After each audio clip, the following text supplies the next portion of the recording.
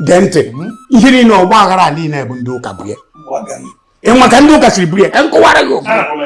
The panty na ka ndị ụka siri buru ya. Ọ ndị ụka si na 1 + 1 bụ 1. Anyị wee tọm ya. Onye bụ ịkpọ anyị isi ede mmiri. A na-agụ anyị ka abacha kịta. Dente ije ebe anwa na post obituary kịta. So nwoke na aka nkọ. Ifu nwoke 7 ebe a, ifu nwaanyị 2. Prostrate.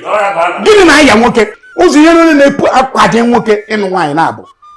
Ọ dị of many types. Kemgbe nwere ike nwaanyị amaghị esi nri. Nke ọzọ nwere ike ọ bụrụ na nwaanyị na-agba n'iro anya atọrọ ya n'iro. Ikwu nke mgbalịrị ọdụ mma akwụkwọ nsọ ka wukwuru ya ma ụka ka nke ọzọ bụ nke ịtọ nwere ike ọ nwere nwaanyị ya alụta ọ na-anụ ọgụ n'ahịa. Mgbe ụfọdụ ọ nataba ọgbara ọtọ ọ bụrụ ọgụ ọ lụrụ alụ n'ahịa.